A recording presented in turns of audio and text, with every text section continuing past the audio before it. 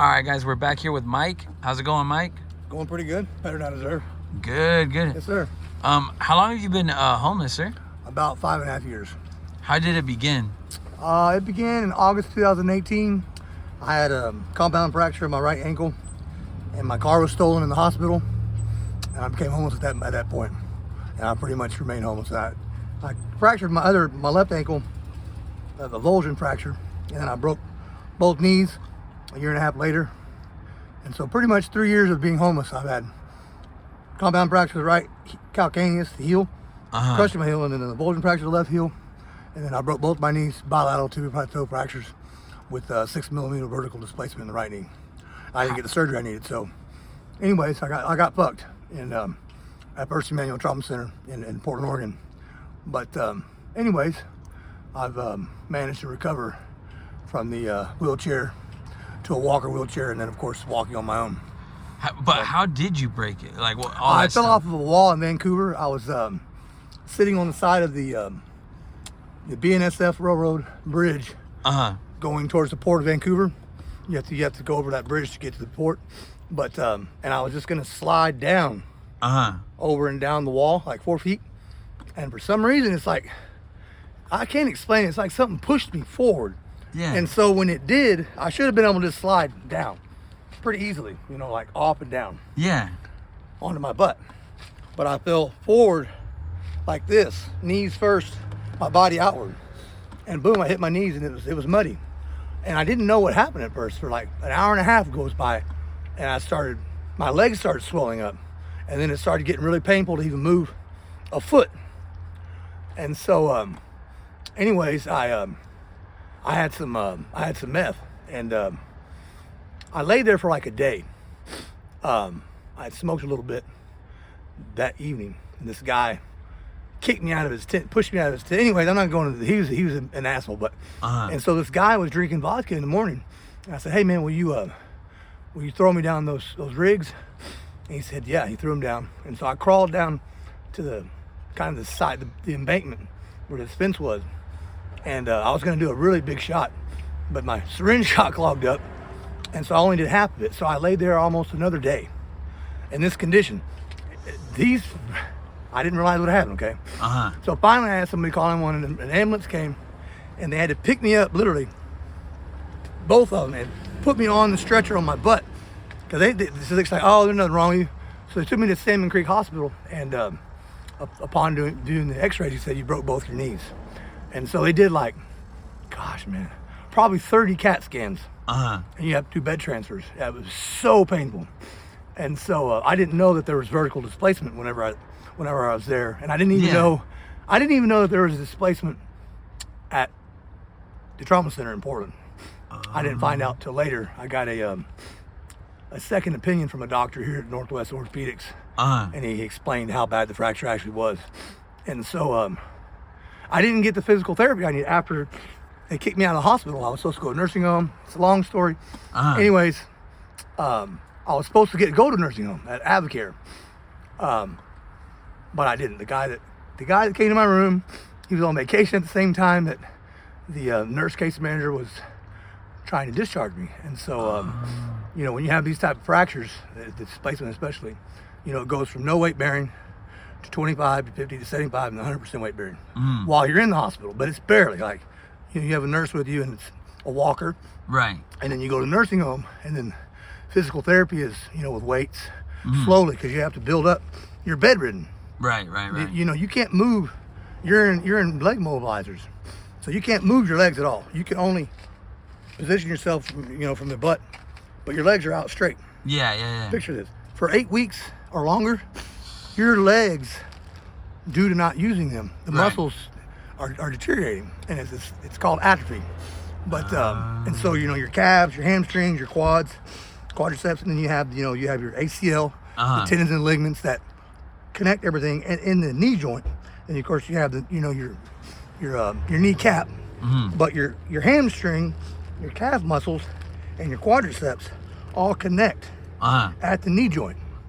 And so with those ligaments and tendons, and so it's really people talk about compound fractures of your femur, your femur, which is bad. Right. But the plateaus your tibia and your femurs, that's what transfers the weight. You have your meniscus muscle in between. It's about 3/8 of an inch thick, all the way across behind your kneecaps. Okay? And so that's your meniscus. And so if you think about it, right? What's the most nerve endings are in your knee joint. And it's, Right.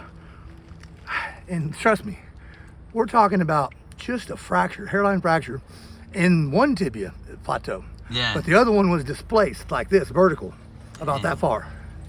Literally. And I'm talking about within 3 hours, bro. I could not move. I was crawling from just hitting my knees just right. And it's usually people get these type of breaks in car wrecks. Right. Rarely are you ever going to see somebody that's fell from a wall or something, because it has to be just right. And so it was just right. But anyways, by the grace of God and by my strength and by just the will to keep going, I managed to do my own physical therapy pretty much 8 months after the breaks. So once I got my wheelchair walker, I'm walking behind it. And get this, I actually did this part in Port Angeles. Port Angeles is hilly as fuck. Right. You've got the Olympic Mountains behind you. You've got the On the port. west You got side, the right? port. Yeah, you got the port right here, and literally the whole town is built on the side of the mountain at the base of the Olympic Mountains. Right. And so everything is a chore, going pretty much anywhere. And so I was there for about 3 months, and part of it in my wheelchair, part of it in the wheelchair walker. But and before that, I was in my wheelchair in Vancouver, Washington. And it's not really hilly there, but you got to think about this. And I don't have much longer. I got to go. Oh, okay. And so when they release me, it doesn't matter what condition. If you can picture this in your wheelchair, if it's a raise in the ground, you know, all your sidewalks, they're not like this in Vancouver. They're not all nice. Right. Yeah. You know, anything 5/8 of an inch or up, I had to get out of my wheelchair each time, go behind my wheelchair, lift it up like this, and then put it up, and then get my wheelchair. And man, I cannot even describe this injury. The compound fracture in my right heel was bad, because I had to recover on that on my own too, in this boot. And I drug this boot for like 7 months. But there's a million nerve endings in your knee. There, at least, probably. Yeah. There's at least, let's just say this, there's at least 20 main nerve endings, like I said, for your calf muscle, your hamstring, Yeah. and plus the muscles back there, and your quadricep. Then you've got your tendon and your ligaments, right, and your meniscus. You got to think about major nerve endings now. Yeah, for That's sure. that's not including all the other little ones, right? And so it was very, very painful. And by the grace of God, I can actually walk. And you can walk now. You Yeah, completely because- walk without nothing, huh? Yeah, but it hurts, That's bro. cool. I have a lot of knee pain all the time. Damn. And so for me to lay around all the time, my knees actually get tight. They really do. And the reason why is because, like I said, the physical therapy part of recovering from this, either a femoral plateau fractures or tibial plateau fracture, you have to re-strengthen the ligaments and tendons slowly. And they're tight. Because you got to think, when you're bedridden, and either your legs, right, or your arm, okay, you can't ever move your arm. All the tendons and ligaments tighten up. Plus you got atrophy, or the breaking down of your muscles because you're not using it, your limb. And so it's a process of building up to strengthen your muscles, new muscle tissue. Plus it's a process of stretching your ligaments and tendons that are now really tight. Yeah. Back to a normal place that they used to be. They're not ever going to be exactly there. Right. And And it'll it never is go back. Painful as it hurts. Damn.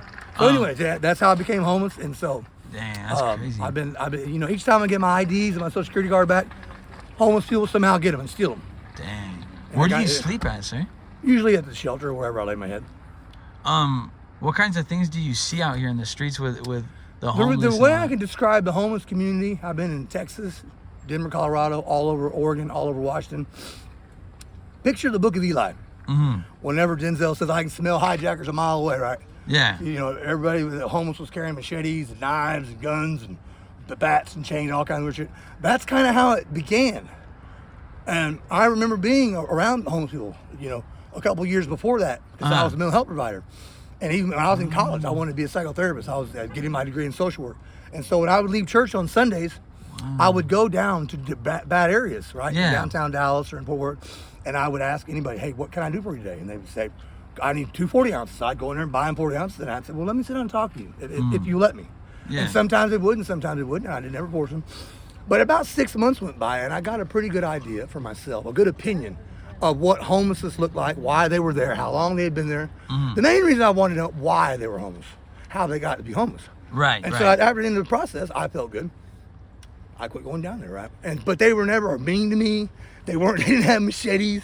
They didn't have fucking tin knives and chains and bats and shit. Like and the the- meat like cleavers. here. I'm serious. Like No, here. not just here. This started in Texas, you gotta understand. Yeah. And so I'm from Dallas, Fort Worth. I'm from, Oh, okay, people talk about okay. Yakima's bad. I'm from, there's Yeah. some bad fucking hoods. I'm talking about hoods now. And you Yeah. got, in like East Dallas, Mexicans. Yeah. Oh, let me tell you something. In East Dallas, bro, I'm Yeah. not kidding you. There's part of 35, I-35. There are streets, and trust me, the cops, they own the whole street. The Mexican mafia in Dallas, they own the whole street. For instance, every house on the block, they own. They're leased and rented, but they own the motherfuckers, right? And so, I'm not kidding you. Like on Friday nights and the Domino's and shit, there's hoods, and there'll be fucking 100 low riders, whatever kind of cars, and the whole goddamn block is blocked off. Yeah. There's the cars, and they're all partying. In the base, I'm not kidding you. These are hoods in Dallas Fort Worth. So, yeah, there are hoods over there, like in the Mexican neighborhood. Whoever you are, you better know somebody, or your colors better be right, because they'll, Yeah. that shit happens here. But I'm just telling you. So Yeah, you- and they may not shoot you, but they'll what? Fucking, you walk right in front of the house, right? Have you ever seen the movie Training Day Yeah. with Denzel Washington? When they basically, tell me right now, were you with my cousin? And he's on the phone. Adina. Okay, motherfucker. He had a double-barrel shotgun. Yeah. This is your lucky day, bitch. Get up and talk to him. You're free to go. Yeah, out the house he went. But it was, literally. Now, I'm not kidding you. There's bad neighborhoods. But anyway, forget all that. As far as the homeless, I don't know what happened, bro. But, and when I started out in Tent City in Fort Worth, people had the meat cleavers and fucking, I'm not gonna tell you about the assault, but this dude hit me so hard, dude. He had a meat cleaver, right, in one hand. He was guarding this Porsche. This Porsche just pulled up. 4-door Porsche, the sedans that they got. And I talked to the owner for like 30 minutes, right? And so he goes into the tent city. I go to my tent, go talk to Lake. I come back out, and I was looking for April. He's like, "What are you doing here?" I said, "I'm looking for my girlfriend." And I said, "Matter of fact, I ain't seen you in here. Where do you live?" I said, "I live right there in that tent." And the owner of this Porsche didn't say nothing to me that I couldn't be over here. And so I thought he was standing. I was kind of messing with him, talking, and he had a meat cleaver in his left hand. Yeah. And so I got my either. Pow! He hit me in the right orbital socket with a mag light, 2-foot mag light. Knocked me back like 9 feet. I run to my tent. Clayton, what? How bad is it? He said, "It's just a scratch, Mike." Yeah. He hit me so fucking hard with this mag light, bro. And I've already had a major car accident right here, and it fractured my skull. Just a scratch. Now, and I'm not kidding you. That was God. Trust me. It should have crushed my right orbital socket. He hit me just like Chuck Liddell, because Chuck Liddell fights with hands. Yeah, Chuck Liddell. But I was feel that. watching the meat cleaver. Yeah. And then I didn't realize he had that mag light in the other hand. Now, I wanted to go over there and do something, but I didn't have. I had a concussion. I could have went back there with my rocks, and I would have fucked him up with my rocks. Because I can throw fastballs 80-90 mile an hour with rocks. And I can split tree limbs with them, but I didn't. I just sat still. Now the next morning, this black guy comes to my tent. He said, "Hey man, you have any problems? You got any problems with Dallas squash?" And I said, "Yeah, I kind of started. It's all good." Now, the next time I saw this black guy, I said, "That is not the same person that was at that Porsche. He wasn't tall enough. He wasn't big enough guy." And I bet the owner of that Porsche fucking put a cap in his ass. He's like, I told him I would do it. No, but you didn't tell me you hit me that meat cleaver. You didn't tell me you hit me that bag like you had a goddamn meat cleaver in one hand. And trust me, if you've never had a meat cleaver pulled on you, I don't give a fuck what kind of martial arts you know. The meat cleaver, I don't even like messing with one to chop up shit. They're just, if you chop the wrong way, man, you hit your finger or something, you're gonna take a finger off. For sure. They're serious. They take, you take a leg of a lamb, boom, with the right meat cleaver sharp, and you quarter up me with that shit. For sure. Hey, sir. It scared the shit out of this guy's got that meat cleaver. Now this other guy, and I guarantee you he was an Asian guy in disguise. Yeah. I'm surrounded by these people. They swore I hurt their dog, and I even helped them. I helped her dog. I said, you need to take it to the vet. It probably got hit by on the railroad, and it's a gigantic gash. I mean, its tissue was split open an inch, about 3 inches wide. It was terrible. Trying to heal on its own, right? And it had an abscess, so I squished it and got all the shit out of there. Anyway, I said, I did not hurt your dog. He had a baton. And it was a bamboo filled with concrete is what it was. Now look, check this out.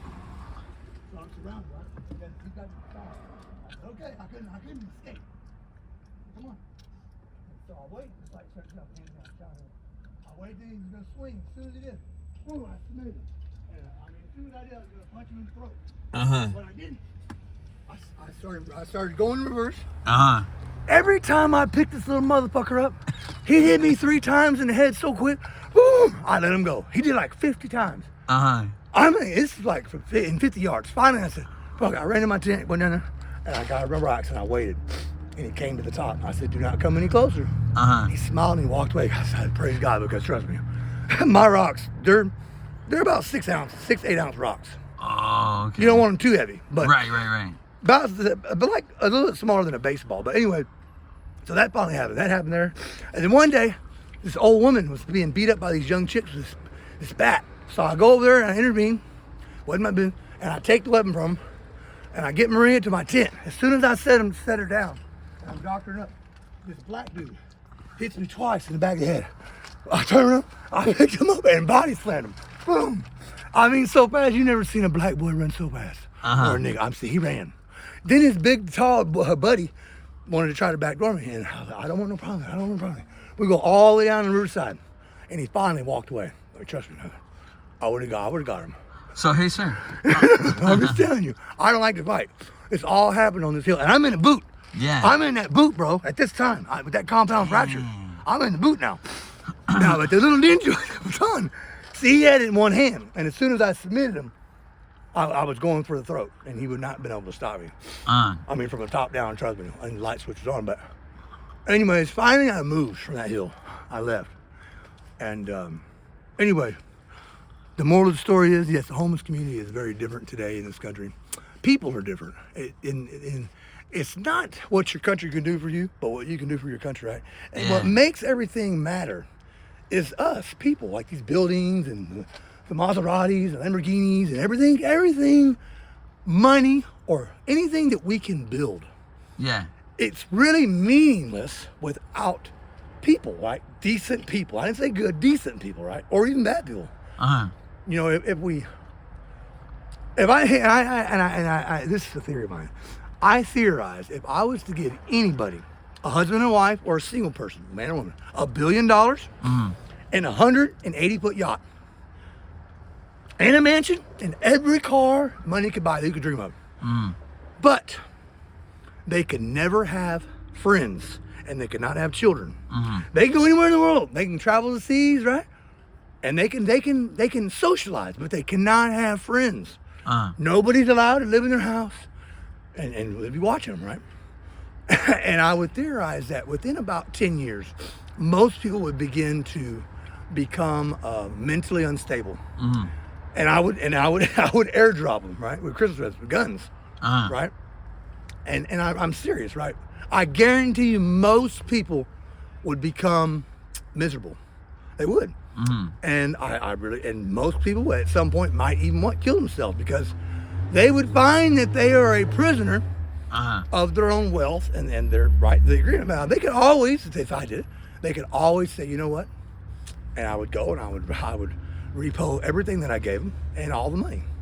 And you're free to go. You're free to go wherever you want to go, right?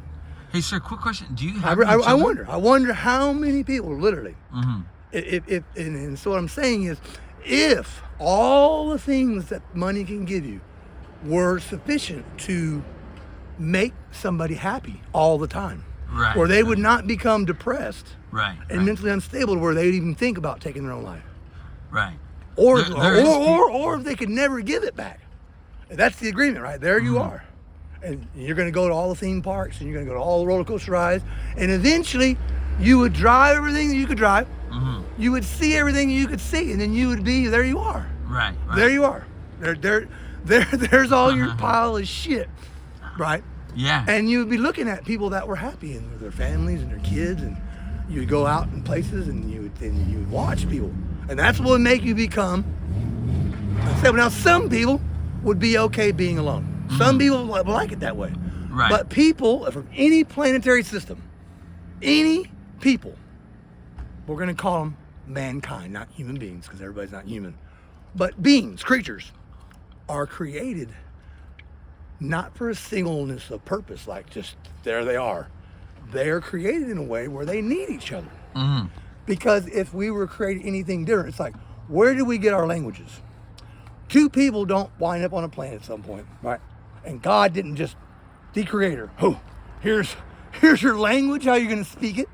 Here's everything you're ever going to need to create a spaceship. No, it doesn't work like that. It takes each other to build a spaceship. For instance, this car, it took at least, right, 10 people to make this car on a factory assembly line. At least 10.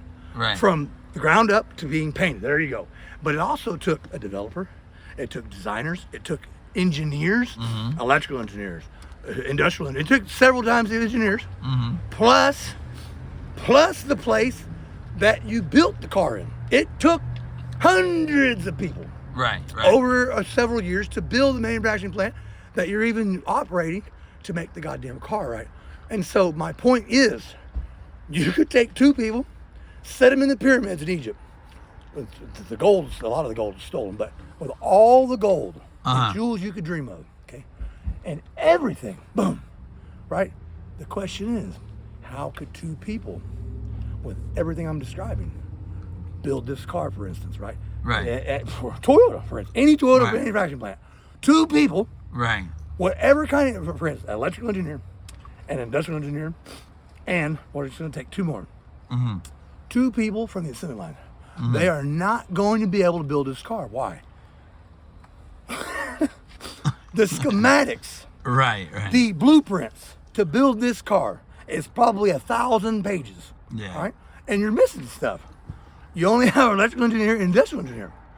You don't have, right, the developer. You got different kinds of engineers that are involved in this. Right. You've got another engineer that has to do with what? The frame, all your metal, the painting that has to be done. They're not just going to be able to go in there and pick up spray rigs, okay? And a lot of it is robotic, but a lot of it is not. Robotics can't do it perfectly. All the wet sanding it takes, in between coats. I'm being serious, on brand new shit, right? It's not that simple. Right. No, it's not. The engine, for instance, right?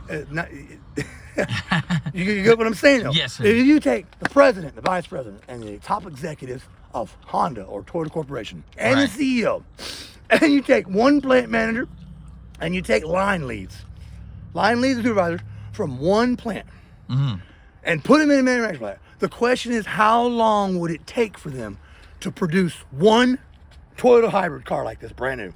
Right. I'm serious. Here it is, out of the paint booth. Right. How long would it take? It would take fucking months. Trust me, it would. Hey, sir. So Now look, I'm being serious. And the real question is, when we put oil and transmission fluid in it yeah.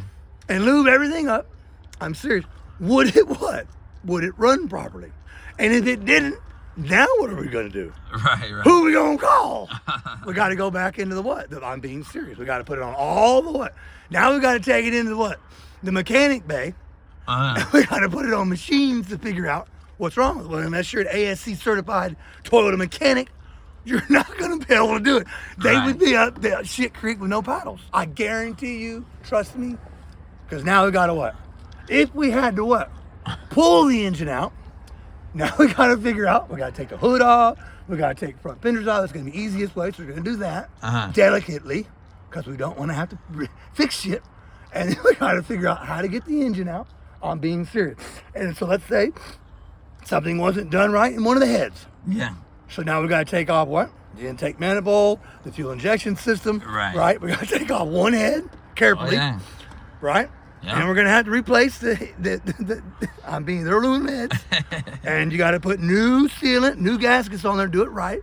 I'm being serious.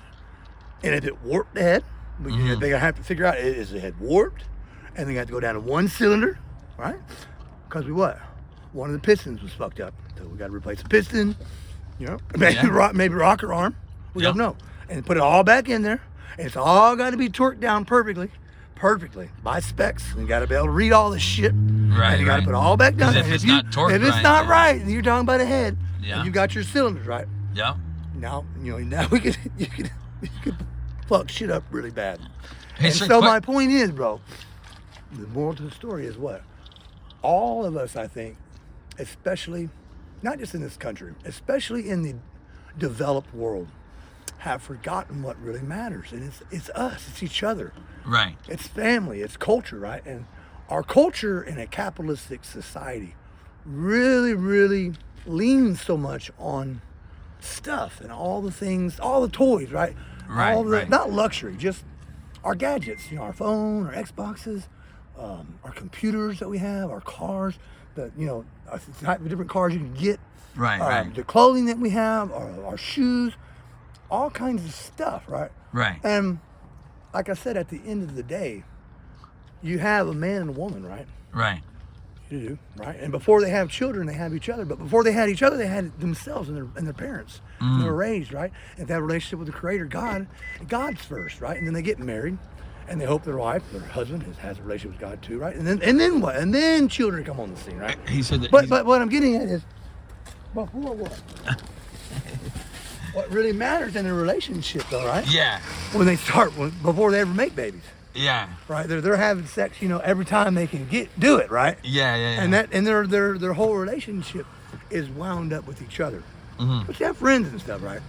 But they're not so consumed with their gadgets as much. Right. But as time goes on, if we're not careful, Find out this is Yakima Hustlers, dog. we forget, right? And you watch, there's all kinds of Yeah, you movies do. about it, right? There's all kinds of movies, right? And you hear all these stories where husband and wife, they got plenty of money. Dad's got a great job, mom does, right? And soccer mom and daddy football and baseball and everything's good, but they realize their sex life is kind of different and they don't know what's wrong in the relationship and the kids aren't acting right and shit's just out of balance, right? Right. But what could possibly be is that what's gotten out of balance is that mommy and daddy, right, have gotten so consumed with everything outside of their relationship, and then the kids, right, are involved in so much shit. There's no more dinner table. We all go out to eat, and it's a drive-through, and right, everything's beautiful, right? But if you have these stories, and there's many of them. And I want you to read about a book. It's an autobiography by Jessica Simpson. Check it out. Read just the first 2 chapters. And if you ever do, recommend it to anybody, because Jessica Simpson, I read this. I was at Fred Meyer's, homeless, and I was in Portland when I was in Portland, Oregon. And I just how'd you happened to go see it. from Portland to here? Listen to this though. Back to this autobiography. Okay. It's got her on the front cover in a really beautiful fur coat. Yeah. And she's sitting on her desk, okay? And Yeah. in her one of her mansions. And they typically lived at the one that I'm talking about. And she's a billionaire. Right. And she's a billionaire by business. She's a good businesswoman. And the moral of the story is a lot about her daddy and mommy, and about being a believer in Jesus Christ, and about how everything they had, she had a husband and 2 kids. She became so depressed, clinically depressed, that one Halloween, and then Halloween, all the holidays were really big in her family. They were having a big Halloween party. Over 200 people were invited. She was not able and refused to get out of bed. Okay, this is a true story. And Jessica Simpson? Jessica, and you gotta read just the first 2 chapters. And she had just gone through her mom and dad divorce. And it doesn't matter whose choice it was, but they did. And she was a daddy's girl, and she could not accept that her dad was the one. he was the one that wanted a divorce. Okay, but both the mommy and daddy, they've been married 20, 30 years. Okay, 28, 30 years. And her dad was her manager. Yeah. For all of her singing for like 20 years. But Jessica Simpson had all kinds of products, and adolescents and people loved her music. Yeah. She did not become a billionaire by music.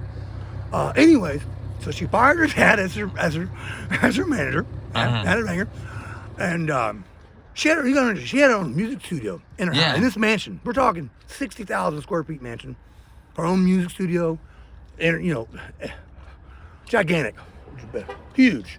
We're talking 2 city blocks, Uh-huh. probably 20 acres of land, big.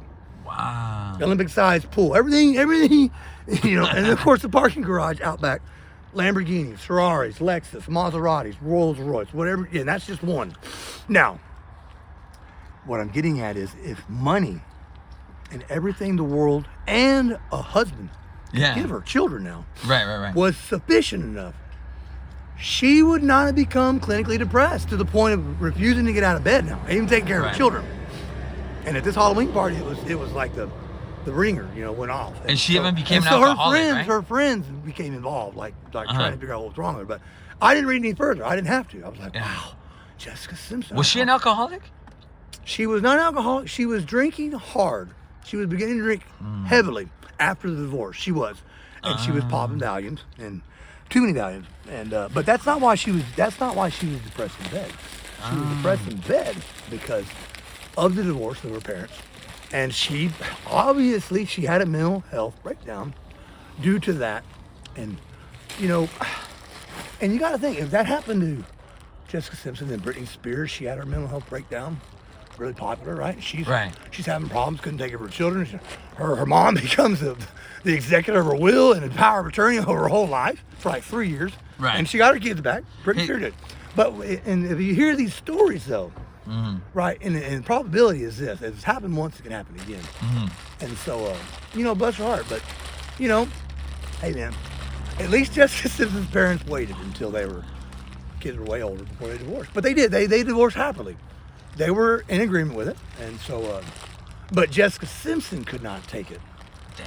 Her parents, you know, they divorced. They separated. Right, the kids always on good terms. They Yeah. really did. But Jessica Simpson could not take it, and she was pissed off at her daddy. But the problem is, we put people on pedestals. We do, whoever they are, our daddies, our mommies, right? And the thing is, we're fallible. Human beings are fallible, and we're what? We're finite. God is infinite. He is. God is perfect and holy.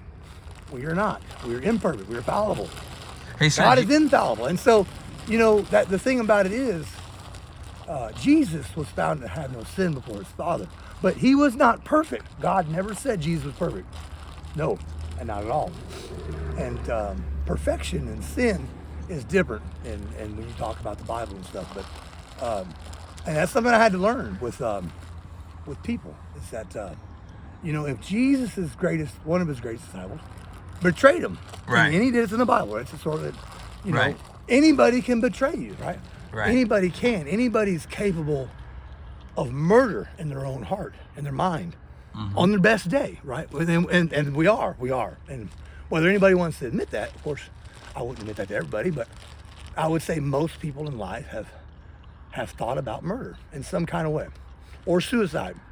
But most people do not become clinically depressed where they require medication and hospitalization to get over a crisis, or several crises that may occur simultaneously within, let's say, 6 months or a year. Most people bounce back after the crises. They heal, right, psychologically and emotionally, and they're okay. Even if they need Valium or Xanax or maybe some, you know, Lexapro for depression for a period of time, and then they don't need it anymore. Right. Sir. Medical doctor gives them. They don't even have to see a psychiatrist. Hey, sir. Clinical depression is different. It's where mommy or daddy, they're in bed. Something has changed, right? Outside of the situational things that arise. And so, but the moral of the story is, if money was sufficient to heal clinical depression, Yeah. how, you see what I'm saying? And so we can look at people's like Jessica Simpson's life. We can realize that money in the Lamborghinis, they will never be sufficient to replace or change really. See, everybody, it's in the Bible, everybody has been given a measure of faith. And Right. It's in there. Every person Yeah. is given a measure of faith. And it's this. Every person has a natural, innate, not desire, but thinking of where they came from. And any planetary system, everybody has to admit, where did I come from? I can't remind me that, but at some point on any planet, two creatures or one become. They Yeah. exist now. But it started out, let's say, with 1 million, Yeah. right? But it would not be 1 million. And I believe this. I believe that on any planet, and any planetary system, the Creator created a male first. Yeah. A male, just like Adam, similar. Yeah. For his purpose and pleasure. And then over time, right, God gave man a helpmate. Hey, sir. we call- Question. Go ahead. Do you have any children? You know what? I don't have any children that I know of, but yes, I have children. Oh, okay. Yes, I am a seed-bearing father of children that I don't know. Yes. Oh, okay. And part of that is by theft, and part of that is by God. Oh, okay. Yes. Hey, sir. And another question. You said you did a meth. Do you do any substances anymore? I do mess sometimes, yeah, because I like to. Oh, I okay. get high because I like to get high. What do you think about the blues? Do you do the blues? I or do no? not like. I think they're disgusting. Oh, okay. I think any individual that would think up some chemical reaction to take a anesthesia drug, because that's what fentanyl is. It is a chemical compound that when it enters the bloodstream and in the brain, it makes the whole peripheral nervous system. It shuts it down to where you can't feel pain. Doesn't shut it all the way down, but it basically makes every nerve center negative. So there's no reuptake or no release of anything that takes away pain. And really it is, okay? And so it causes respiratory failure very quickly, and it requires an anesthesiologist to administer the drug in a way and at rates and time during your surgery to where you don't quit breathing. Too much makes you stop breathing. Not enough makes where you can feel pain and you wake up, and you may wake up, but you feel pain during the surgery. You don't want that. There's 3 drugs during anesthesia. It is not a painkiller. It is not even a narcotic. It is a drug that kills. It stops the nerve receptors from working, and it will stop your goddamn breathing. It makes your lungs, they just stop. If you're awake, you pass out, but it makes sure you can't take a breath. Sodium pentothal will stop your heart. That's another drug that's involved. But what I'm saying is, why would anybody dream up some weird shit?